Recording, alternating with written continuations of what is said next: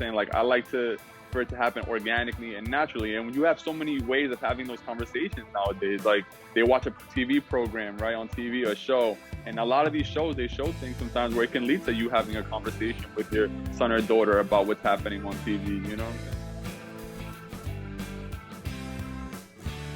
I'm glad I asked. Welcome to the show, Mozo. Thank you so much for making time to be here.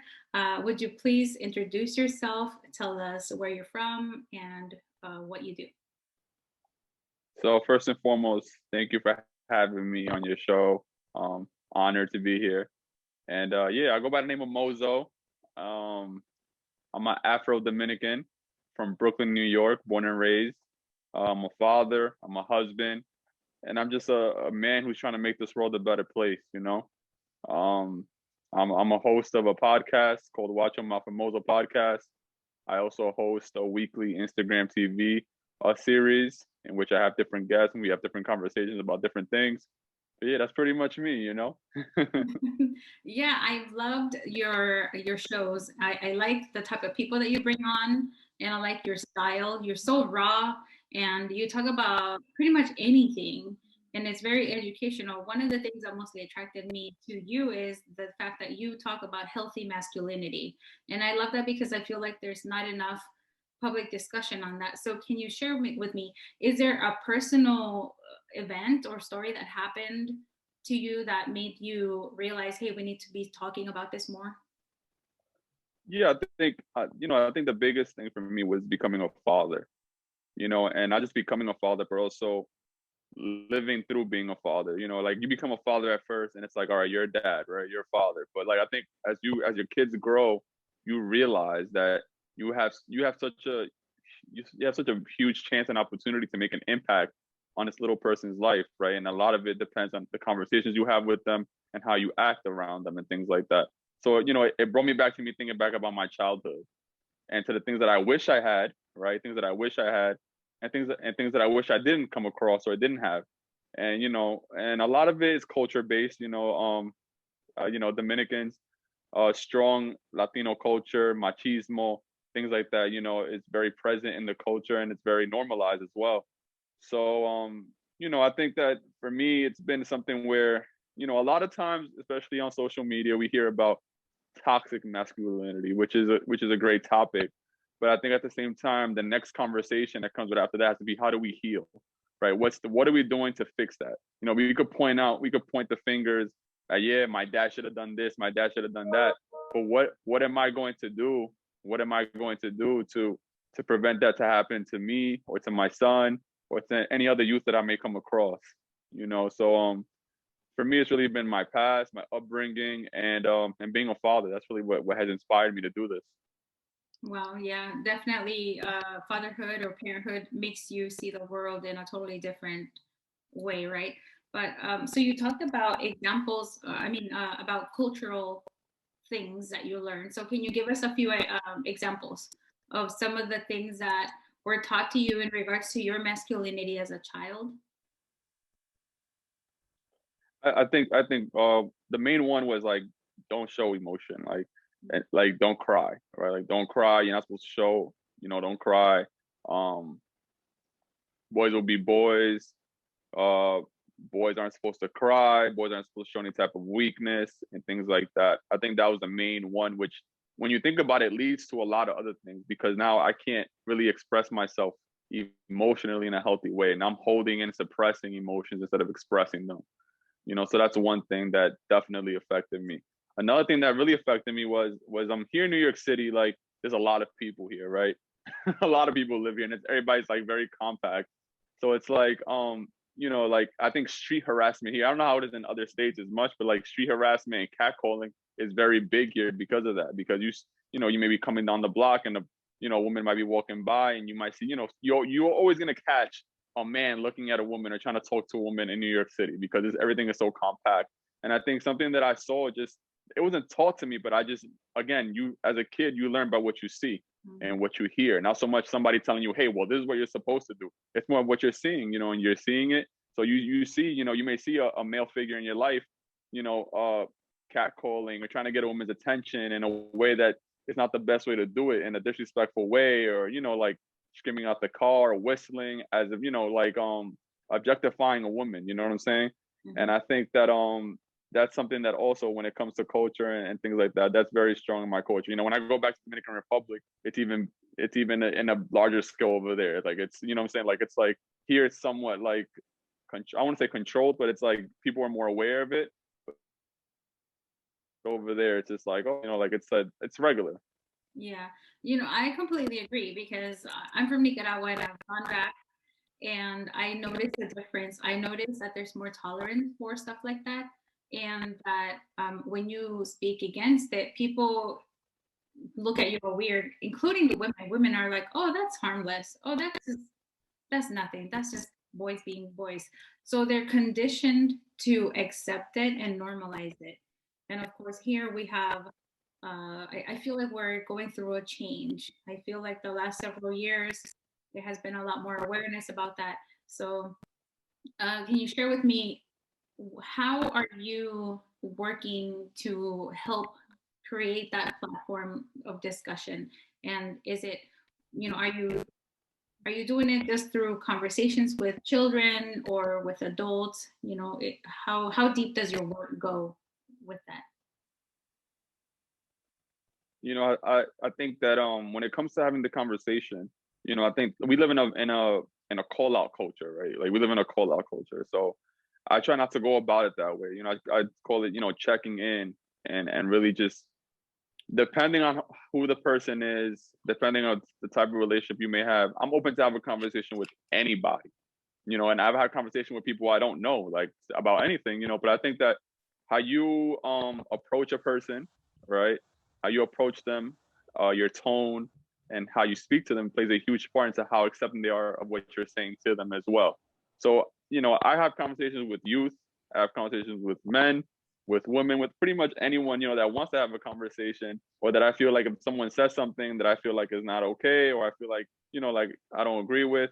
Again, it's not about saying, yo, this is so wrong. What are you doing? You need to, it's about how you approach and how you go about it, because they might see it like, oh, here comes Mozo again talking his nonsense. There he goes talking his nonsense, but someone might take it as, maybe what he's saying makes sense.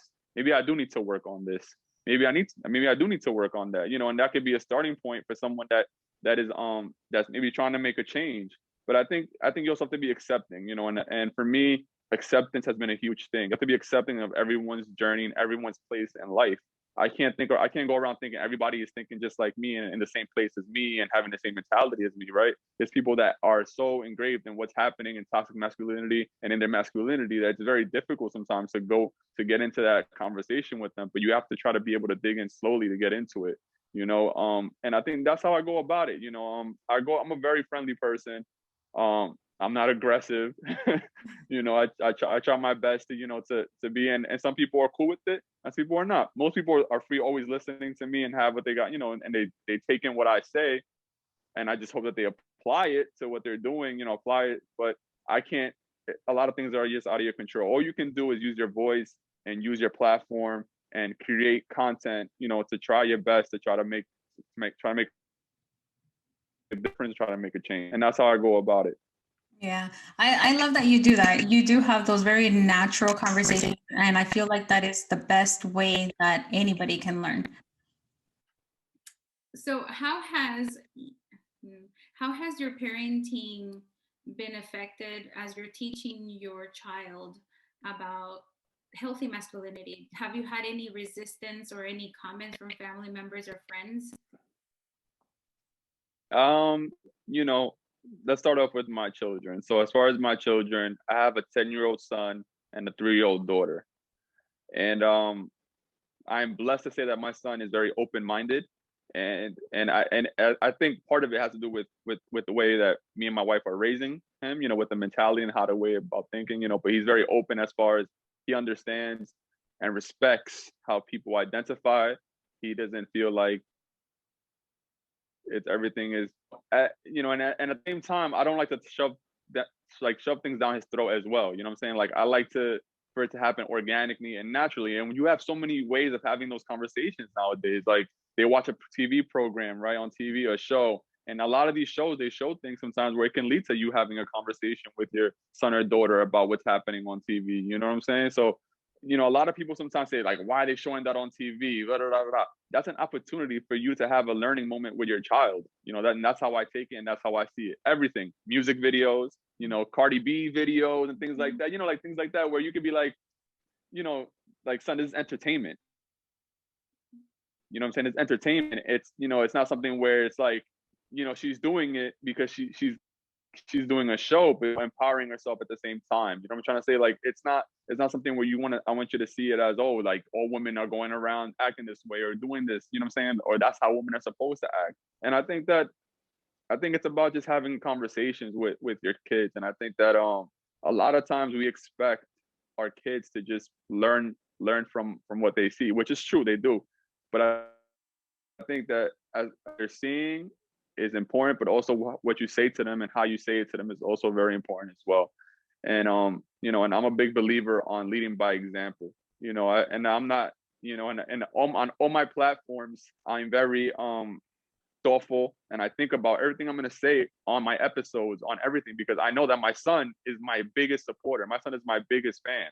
You know, every time I have an Instagram TV, he's on my wife. He's with my wife watching it. You know, supporting me and showing me love and all that.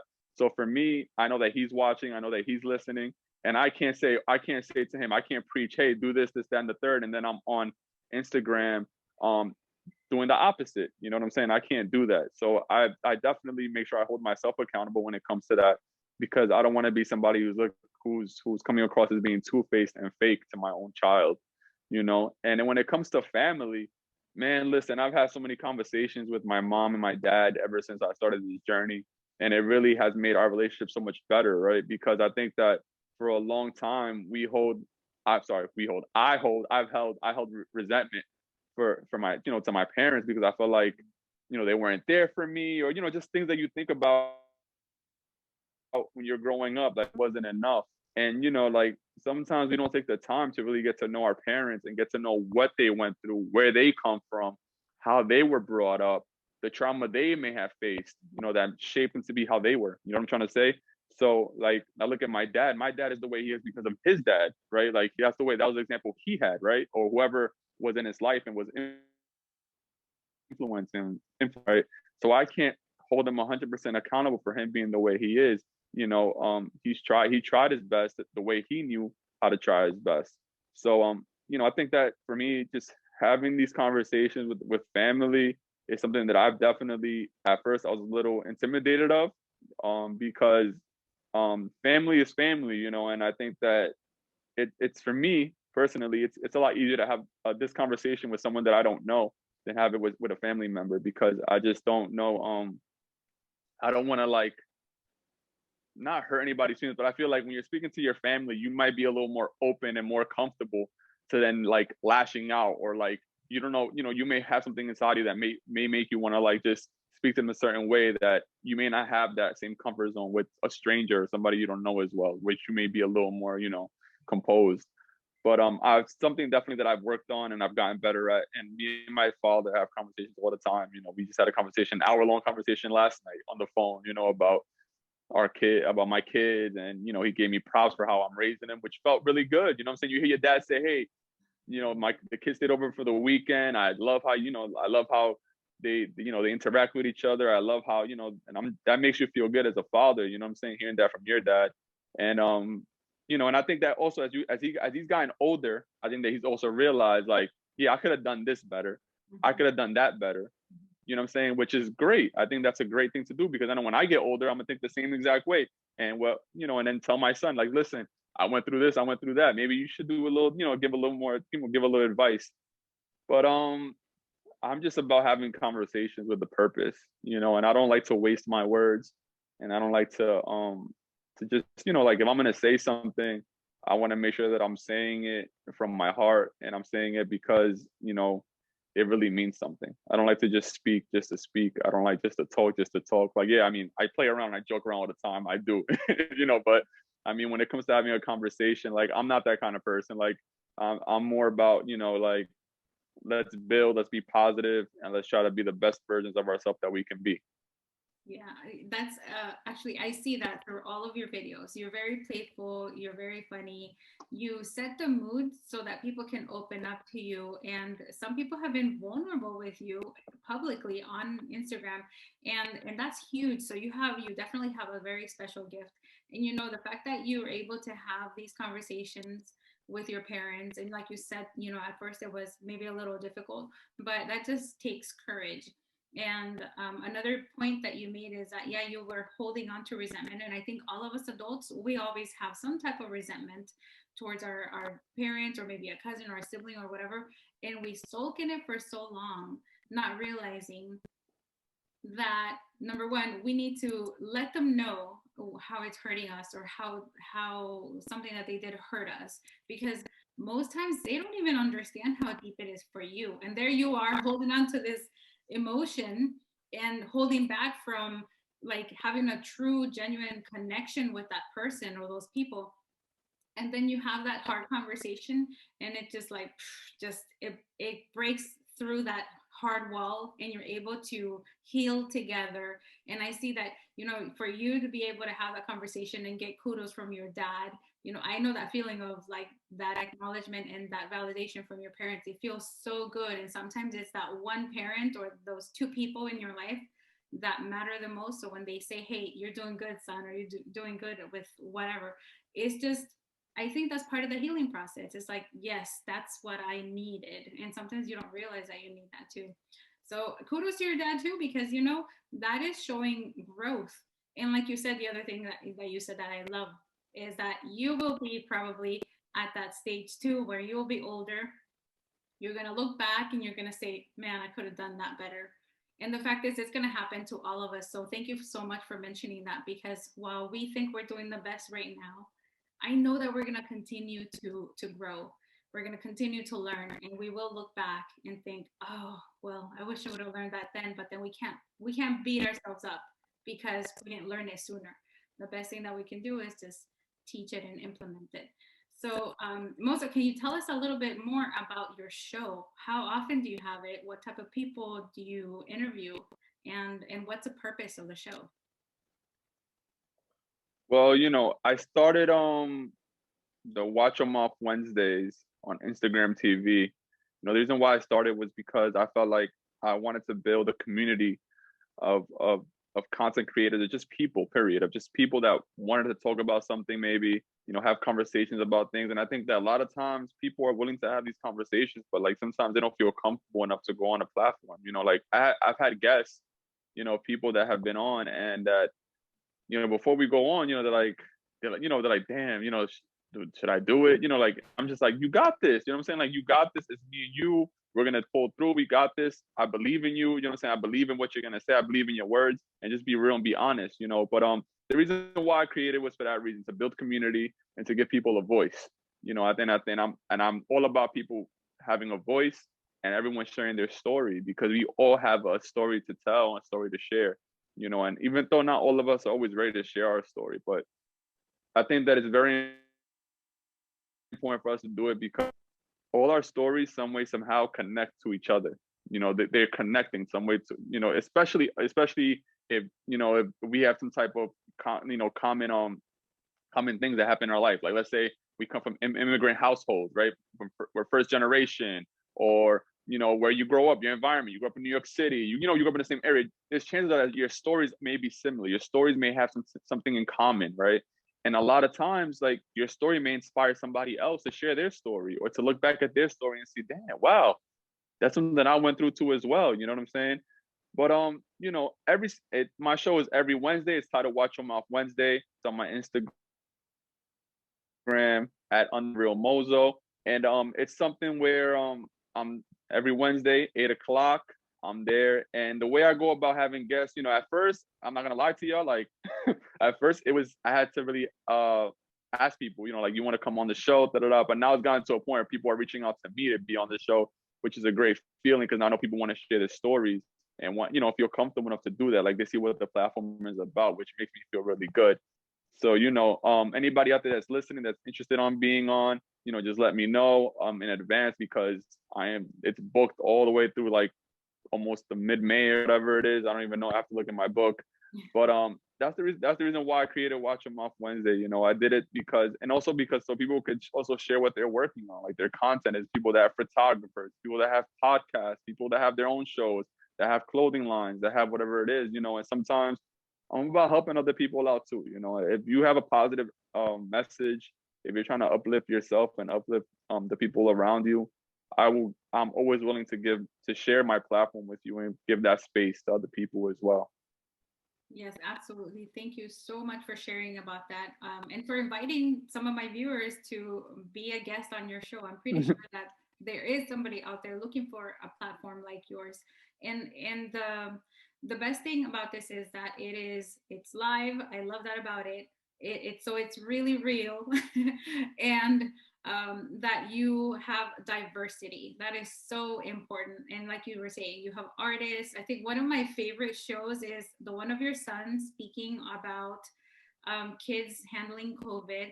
That was so powerful. Let me tell you, I told my kids to come and watch it, and they really loved it. They're 13 and 14, and they were just like, yes, yes, see, he gets it. I'm like, yeah.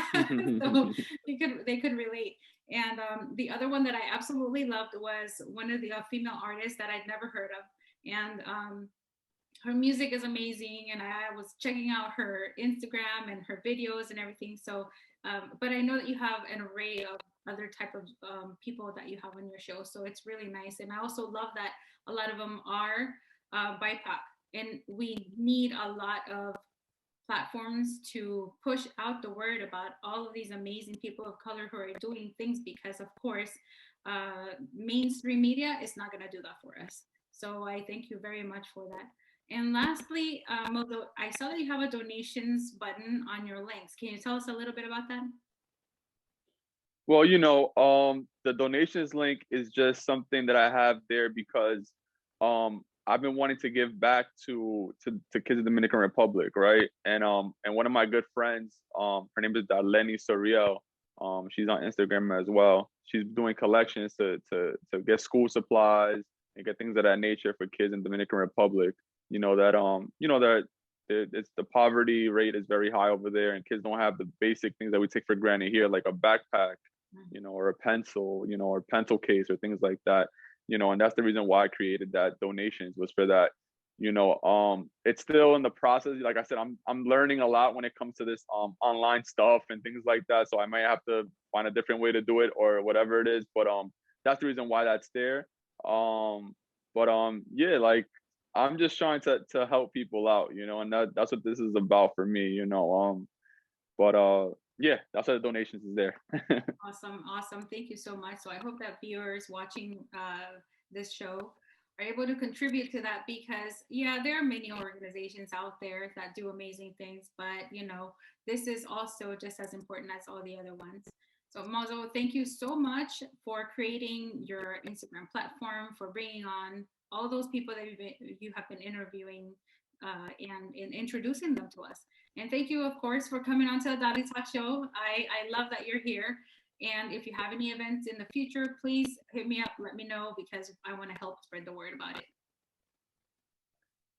Thank you. And thank you for having me. You know, I think you're doing great on Instagram as well. You talk about very important topics. You know, and I think that that's super dope as well for you to do that as well. You know what I'm saying? Like you're doing your thing too. So you gotta clap for yourself too and give yourself props. You're doing things too, especially as a mother, and you know, you have other things going on. I know it's not easy to, you know, I say it as a dad, I know, but I know as a mother, you know, y'all have like a million and one more things, you know, even as much as I try to help and be part, you know what I'm saying? Y'all just have a million and one things going on. So I know it's not easy. So for you to be so dedicated and talk about things that are so important, I always just want to give you a shout out and give you love for that, because that's huge. I really, really appreciate it. Thank you so much. Oh man, I love Mozo Spirit. Y'all should check out his IG lives, because he is funky, he is fun, he is really real, and such a loving human being. So check out his show, Watch Your Mouth with Mozo. And don't forget to subscribe to this channel, whether you're watching on YouTube, IGTV, or anywhere else. and come on to my website, to Dalitalks.com. Subscribe for my newsletter so that you're informed about upcoming guests, events, and so that you can get additional resources. Okay, so I'll see you next time. Thanks for watching.